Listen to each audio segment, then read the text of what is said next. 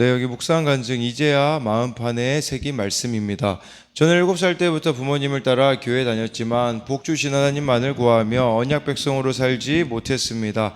애굽에서 종살이하던 이스라엘 백성처럼 성공과 돈을 좇아 세상의 종노릇하며 무늬만 기독교인으로 살았습니다. 초등학교 5학년 때 시작한 야구 선수 생활을 대학 2학년 때 부상으로 접으며 난생 처음 앞이 전혀 보이지 않는 구름 속에 들어가 40일 40야를 실패의 산 위에서 절망과 좌절로 방황하며 살았습니다.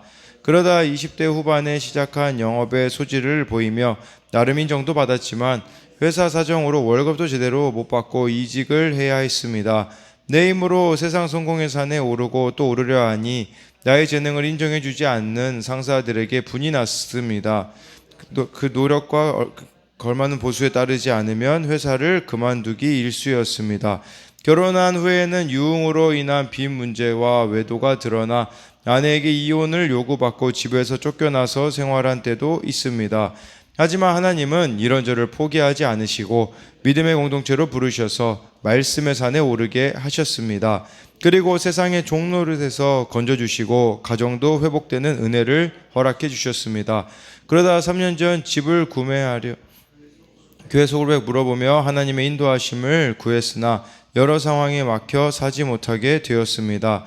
그리고 재계약을 한 즉시로 집값이 무섭게 폭등하는 바람에 이제는 구입할 엄두조차 내지 못하게 되니 세상 욕심과 두려움, 상대적 박탈감으로 캄캄한 구름 속에 또다시 갇히는 경험을 하게 되었습니다. 그럼에도 하나님은 예배와 말씀, 큐티를 통해 피로 세우신 언약을 제게 일깨우시며 세상 소식에 요동하지 않도록 도우셨습니다. 또한 집 주인의 집 매매로 어쩔 수 없이 이사해야 하는 상황에서 전셋값이 천정부지로 치솟았는데 이제 어디로 가야 하나 걱정이 많았습니다. 그런데 하나님이 지금 사는 곳과 똑같은 조건에서 이사하도록 해주셔서 다시금 저와 아내를 감사와 회개의 자리로 부르셨습니다. 나 스스로는 세상 욕심과 성공 우상, 안정된 삶에 대한 욕구를 내려놓을 수 없지만 오직 하나님의 백성으로서 날마다 큐티하며 말씀을 마음판에 새기도록 양육해 가신 하나님께 감사드립니다. 적용하기입니다. 퇴근한 후에 부동산 정보를 보지 않고 한 달에 한 권씩 신앙서적을 읽겠습니다. 저녁에 가족과 큐티한 내용을 나눌 때 귀찮아하지 않고 즐거운 마음으로 하겠습니다. 여기 정말 이 모든 과정들이 마음판에 말씀을 또 새기는 과정이었었다라는 거죠. 근데 그걸 방해하는 것은 사실은 여기 나와 있듯이 인정에 대한 부분들, 또 세상의 성공의 산에 오르려고 하는 이런 부분들로 인하여서 결국은 그런 것들이 다 어긋남으로써 믿음의 공동체로 부르셔서 말씀의 산에 하나님이 다시 오르게 하시고, 또 이렇게 나 스스로는 세상 욕심과 성공 우상, 안정된 삶에 대한 욕구를 내려놓을 수 없지만 오직 하나님의 백성으로 날마다 큐티하며 말씀을 마음판에 새기도록 양육해 가시는 이렇게 하나님께 감사한다고 이런 고백을 해주고 있습니다. 오늘은 이제 출애굽기 이제 큐티 책에서는 마지막 부분이네요. 내일부터는 또 이제 고린도 전서를 다루게 되는데 출애굽기 24장 1절부터 이렇게 18절까지 보면요. 1절에 또 모세에게 이르시되 너는 아론과 나답과 아비후와 이스라엘 장로 70명과 함께 여호와께로 올라와 멀리서 경배하고 라고 해서요. 하나님이요 이제 이스라엘 백성들을 초청하셨습니다. 그 중에 장로들 70명 또 제사장 이 아론과 그 아들들 나답과 아비후를 초청하셨죠. 이것은 이제는 노예가 아니라 언약 백성이다. 이것을 공식화하기 위함이었었다라는 겁니다.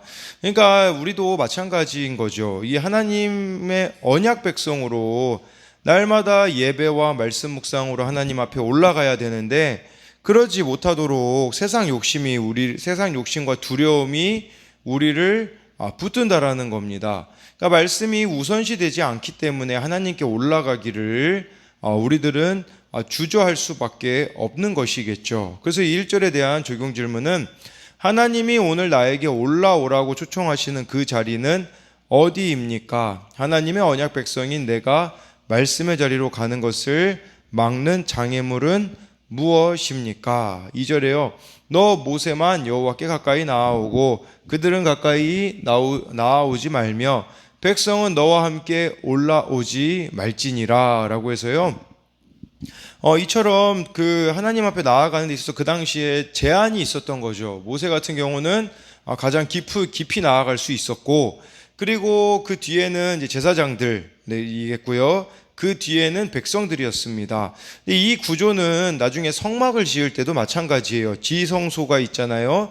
대제사장만 들어갈 수 있는, 그다음에 성소, 제사장만 들어갈 수 있는 곳, 마당, 뜰, 여기는 백성들이 이렇게 들어갈 수 있는 곳이었었죠. 근데 예전에는 이런 구분이 있었지만 지금은 구분이 없습니다. 그러나 어떤 사람은 모세처럼 하나님 앞에 가까이 나아가는 자들이 있는가 하면, 하나님과 친밀한 자가 있는가 하면, 어떤 자들은 정말 백성들과 같이 하나님과는 너무나도 멀리 떨어져 있는 자들이 있음을 우리가 봐야 되는 거죠. 그래서 2절에 대한 또 적용 질문은, 하나님을 백성들처럼 멀리서 경배하나요? 아니면 모세처럼 가까이서 경배하나요? 3절에 모세가 와서 여호와의 모든 말씀과 그의 율례를 백성에게 전하매 그들이 한 소리로 응답하여 이르되 여호와께서 말씀하신 모든 것을 우리가 준행하리이다 라고 이렇게 말씀해 주고 있어요. 모세가 하나님 말씀 또 하나님 뜻대로 살아가야 되는 것을 백성들에게 다 전하자 그들이 이 말씀하신 모든 걸 준행하겠습니다 라고 말하고 있죠. 근데 중요한 것은요, 여러분, 이걸 준행하는지 준행하지 않는지는 어떻게 알 수 있냐면, 고난을 만났을 때 그때 우리를 붙잡아주는 말씀이 없다면 하나님 말씀을 준행하고 있는 게 아닌 것이겠죠. 고난 때문에 하나님하고 멀어진다면 이것도 준행하는 게 아니고, 또 한 가지는요, 혼자 있을 때입니다. 모세가 없을 때, 그러니까 이제 나중에 이스라엘 백성들이 모세가 없어지자 40일 동안 십계명 받으러 가는 사이에 금송아지를 금방 만들어 버리는 거죠. 쉽게 말하자면 인내가 우리들 가운데 참 필요한 것을, 하나님 말씀을 순종하는 데는 인내와, 또 모세가 없을 때 그때도 이렇게 순종할 수 있는지, 저는 이 모세가 없는 경우를 그냥 혼자 있는 경우라고 이렇게 말씀을 드렸는데요. 그래서 이 3절에 대한 또 적용 질문은, 하나님과의 관계가 서먹하고 은혜와 감격이 희미해지진 않았나요? 정말 우리가 하나님 말씀대로 이렇게 산다면 은혜와 감격이 희미해질 수는 없는 것이겠죠. 또 하나님을 만나는 감격을 다시 누리고자 지금 내게 필요한 것은 무엇인가요? 4절에 모세가 여호와의 모든 말씀을 기록하고 이른 아침에 일어나 산 아래에 제단을 쌓고 이스라엘 12지파대로 12기둥을 세우고 해서요, 이른 아침에 모세가 이렇게 일어나고 또 여호와의 모든 말씀을 다 기록을 했다라고 이렇게 말씀해 주고 있어요. 그 다음에 이 제단을 쌓고 12지파 기둥을 세웠다. 이게 언약을 맺었다라는 뜻이죠. 언약. 근데 이 12기둥, 이건 돌이잖아요. 돌. 돌에다가 이제 이 돌을 왜 언약의 상징으로 사용했을까요? 그것은 돌은요, 변하지 않는 성질이 있는 것처럼 하나님과 이스라엘 백성들 사이도 절대로 변해서는 안 된다라는 뜻이에요. 그래서 이걸 가지고서는 12기둥을 세운 것이겠죠. 또 한 가지 생각해 볼 수 있는 것은 모세가 여호와의 모든 말씀을 기록하였다, 이 부분인 것이죠.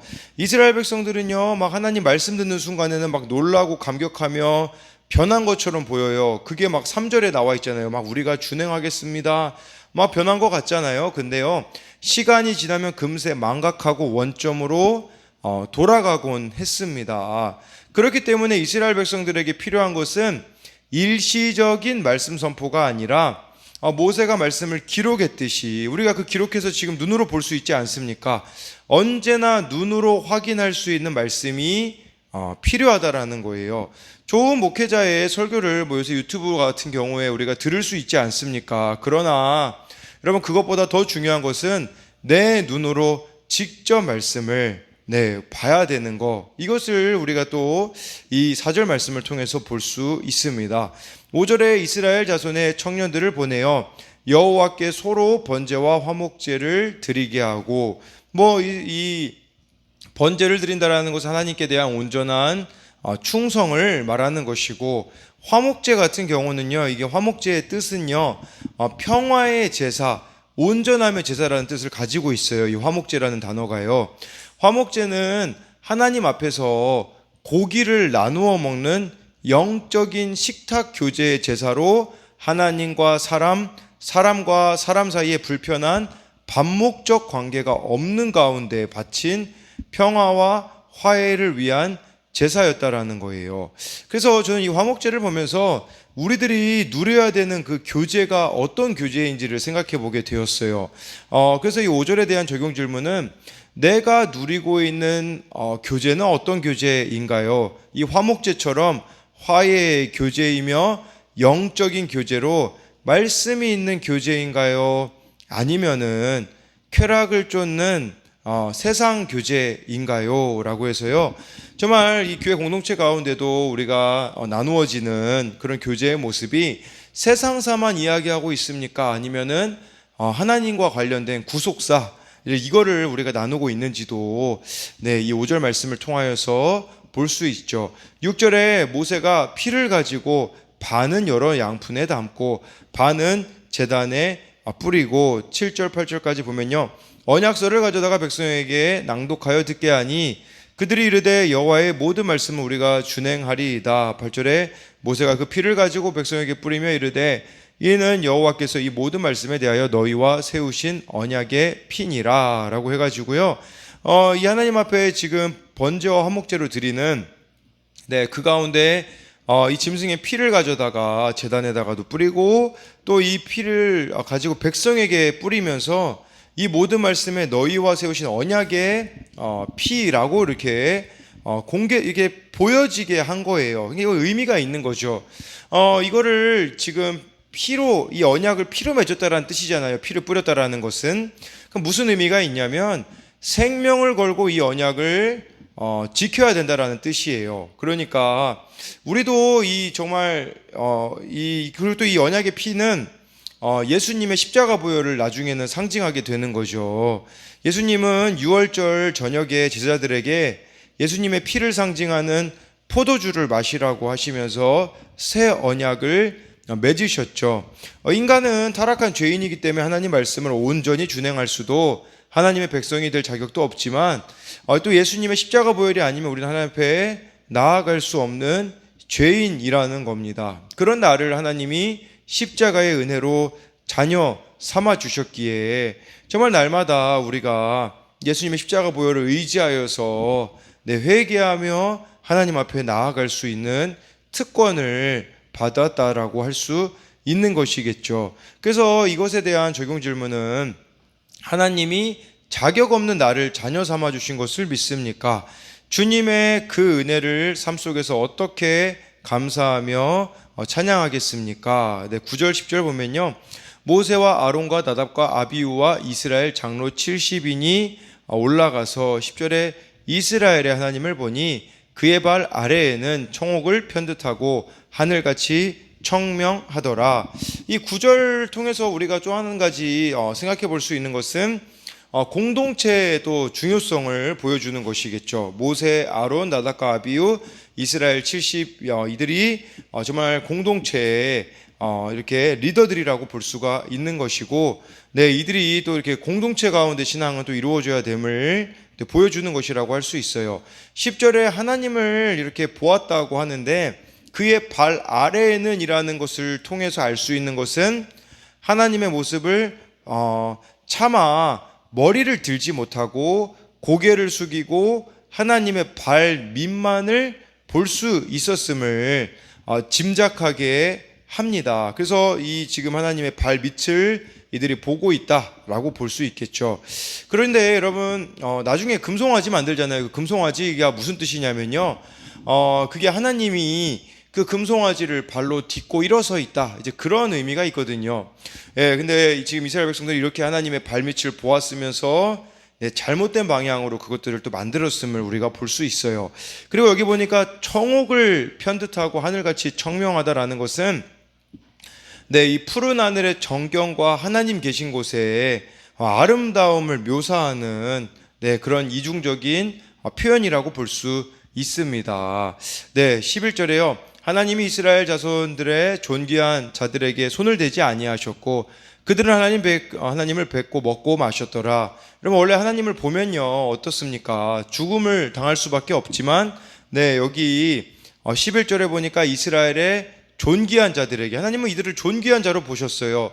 손을 대지 않으셨다라고 말씀하고 있는 거죠. 그리고 그들은 하나님을 뵙고 먹고 마셨더라. 하나님과 식탁 교제를 했다라는 뜻이 아니겠습니까?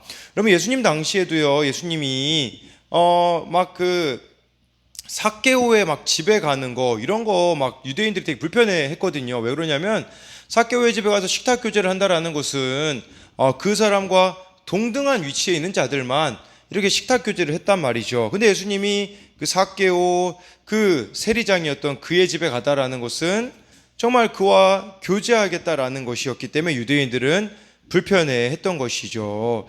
그러니까 이 식탁 교제라는 것은 친밀함을 말하는 것이라고 볼 수 있는데 여러분들이 얼마나 하나님하고 친밀한지를 봐야 돼요. 요한계시록 3장 20절 우리가 너무 잘 아는 말씀이죠.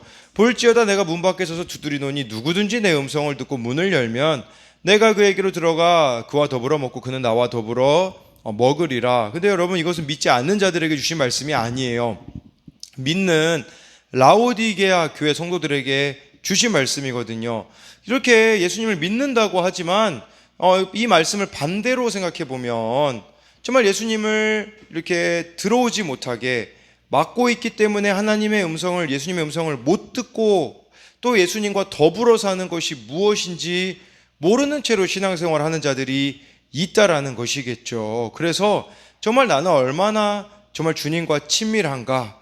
이제는 핑계 댈 수가 없어요. 왜 그러냐면 모세 당시에는 당연히 하나님이 정해주신 경계가 있기 때문에 가까이 나아갈 수 없었잖아요. 그러나 예수님이 십자가에서 죽으심으로 모든 경계가 다 허물어졌는데 누구든지 그 십자가 보혈을 믿으면 나아갈 수 있음에도 불구하고 나아가지 못하는 것은 나의 문제라는 것을 기억해야 한다라는 거예요. 그래서 정말 예수님을 우리가 문 밖에서 이렇게 들어오지 못하게 하고 있지는 않는가를 이 11절 말씀을 통해서 봐야 합니다. 12절에요. 여호와께서 모세에게 이르시되 너는 산에 올라 내게로 와서 거기 있으라. 내가 그들을 가르치도록 내가 율법과 계명을 친히 기록한 돌판을 내게 주리라 라고 해가지고요. 하나님이 직접 여러분 다른 말씀 같은 경우는 다 이렇게 모세를 통하여서 기록하게 하셨잖아요. 근데 십계명은 직접 하나님이 기록해서 주시겠다라고 이렇게 말씀해 주고 있습니다. 무슨 말이겠습니까? 사도 바울 편지도 보면요. 갈라디아서 같은데 자기가 직접 쓴 부분이 있어요. 아마 사도 바울이 눈이 안 좋아서 누가 대신해서 써줬나 봐요. 근데 직접 썼다. 내가 손으로 쓴 큰 글씨를 보라. 이런 것들이 갈라디아서에 나오거든요. 마지막 부분에. 이 직접 썼다라는 것은 그만큼 중요하다라는 것이죠. 하나님의 십계명을 직접 쓰셨다라는 것은 무엇을 말하겠습니까? 이것이 그 무엇보다 중요하다라는 것을 우리들에게 말씀해 주는 게 아니겠습니까? 13절에요. 모세가 그의 부하 여호수아와 함께 일어나 모세가 하나님의 산으로 올라가며 다시 산에 올라가서 십계명 받아야 되잖아요. 이제 모세는 여호수아를 데리고 이제 산에 올라갑니다. 홀로 여호와의 임재 가까이 나아갔던 모세는 40일 걸리거든요. 이 십계명 받는데 두 돌판 들고 산 정상에서 내려올 때 기다리고 있었던 여호수아와 다시 만나는 것이죠. 아마 여호수아는 모세가 있는 그 가까운 하나님과 가까운 곳까지는 나아가지 못했을 겁니다. 그러나 이제는 여호수아가 정말 이렇게 모세의 시종을 들면서 정말 그 이제 뒷모습을 보며 하나님에 대한 믿음을 키우고 있는 그런 모습을 보여주고 있는 거죠. 그럼 마찬가지로 우리도 모세처럼 우리 주변에 여호수아 같은 자들이 있잖아요. 우리 자녀들이 될 수도 있겠고 다음 세대들이 될 수도 있겠고 그들에게 하나님을 어떻게 섬기는지를 또 보여줘야 된다라는 거, 믿음의 뒷모습을 여러분들이 또한 보여줘야 된다라는 것을 이 말씀을 통해 알 수 있고요. 하나님을 가까이 하는 모세를 가까이 하는 또 여호수아의 모습을 통하여 이 13절에 대한 적용 질문은 하나님을 가까이 하는 사람들을 가까이 하고 있습니까? 해서 정말 하나님을 가까이 하는 사람을 가까이 하지 않는 경우들을 많이 보게 되어져요. 왜 그렇습니까? 정답을 내려주고 내가 듣기 싫은 소리를 할 거라고 생각하기 때문에 사실은 하나님을 가까이 하는 사람들을 우리가 멀리하는 경우들이 있는 것을 또 생각해 볼 수 있죠. 14절에요. 장로들에게 이르되 너희는 여기서 우리가 너희에게로 돌아오기까지 기다리라. 아론과 훌이 너희와 함께 하리니 무릇 일이 있는 자는 그들에게로 나아갈지니라 하고 해가지고요. 아론과 훌을 대리자로 모세가 세우고 이제 40일 또 40야를 시내산에서 보내야 했던 것이죠. 근데요, 이스라엘 백성들은요, 이렇게 40일을 기다리지 못하고 하나님과의 언약을 버리고 금송아지 우상을 32장에 보면, 출애굽기 32장에 보면 만듭니다. 이처럼 말씀 준행은 내 의지로 되지 않아요. 언약의 말씀을 통해 주신 은혜로만 가능한 것이죠. 40일 동안 하나님의 말씀이 돌판에 새겨지듯이 정말 나의 마음판에 말씀이 깊이 새겨지도록 예배의 자리를 지키고 기다려야 해요. 여러분, 이 말씀이 체질화되고 마음판에 말씀이 새겨지려면 기다려야 된다, 인내해야 된다, 우리들에게 말씀해 주는 게 아니겠습니까? 그래서 이 14절에 대한 적용 질문은 예배와 큐티로 말씀이 나의 마음판에 깊이 새겨지고 있습니까? 내가 지켜야 할 시간과 자리는 무엇 또는 어디입니까? 해서 마지막으로 15절부터 18절 보면요, 15절에 모세가 산에 오르매 구름이 산을 가리며, 16절에 여호와의 영광이 시내산에 산 위에 머무르고 구름이 엿새 동안 산을 가리더니 일곱째 날에 여호와께서 구름 가운데서 모세를 부르시니라 라고 이렇게 말씀해 주고 있어요. 그래서 모세가 올라가서 바로 이거를 또 받은 게 아니에요. 하나님이 바로 또 말씀하신 게 아니에요. 여기 보니까 엿새 동안을 산을 가리더니 일곱째 날에 모세를 부르셨다라는 것은 일주일 동안 하나님이 침묵하셨다라는 거예요. 이것은 무엇을 말하는 거겠습니까? 여러분, 하나님 말씀을 들으려면 기다림과 인내의 시간이 우리에게 필요하다라는 겁니다. 그래서 모세는 일주일 동안 기다리며 하나님이 말씀하실 때까지 기다리면서 가장 좋은 것을 주시는 것을 모세는 알았기에 기다렸다라는 거죠. 그래서 또 한 가지 생각해 볼 수 있는 것은 일곱째 날에 모세를 부르신 거, 일주일이, 이것은 무엇을 말하겠습니까? 하나님이 천지창조를 하고 쉬시는 날까지 해서 일주일이잖아요. 그러니까 이스라엘 백성이 이제는 언약 백성으로 재창조되어야 함을 말씀해 주는 겁니다. 우리도 거듭났다면 이제는 말씀으로 새로운 삶을 살아가야 한다라는 것이죠. 그래서 16절에 대한 적용 질문은 지금 내가 믿음으로 인내해야 하는 일은 무엇입니까? 17절에 산 위의 여호와의 영광이 이스라엘 자손의 눈에 맹렬한 불같이 보였고, 18절에 모세는 구름 속으로 들어가서 산 위에 올랐으며 모세가 40일 40야를 산에 있으니라 라고 해가지고요. 이 40일 40야를 이렇게 모세가 있으면 하나님이 이때 모세에게 십계명도 주시고, 또 이때 무엇을 가르쳐 주시냐면요, 성막을 어떻게 지어야 되는지도 다 세밀하게 가르쳐 주십니다. 그래서 정말 우리가 하나님 앞에 이렇게 서 있을 때 하나님께서는 인도해 주시고 가르쳐 주시고 말씀하시는 분이라는 것을 여러분들이 잊지 말아야 되는 거죠. 마지막으로 18절에 대한 적용 질문은 나는 말씀을 기다리며 주 앞에 머무는 시간을 기뻐하나요? 하나님과 동행하는 나만의 방법은 무엇이 있습니까? 해가지고요, 정말 오늘 이 말씀처럼 여러분들이 하나님 앞에 가까이 나아가는 자들이 되기를 소망하며, 무엇보다도 마음에 이 말씀이 새겨지기 위하여서는 인내도 필요하고 여러 가지 참 어려움이 동반될 수 있으나 마음판에 늘 이 말씀을 새기며 순종하여 나아가는 여러분들이 되시기를 소망합니다.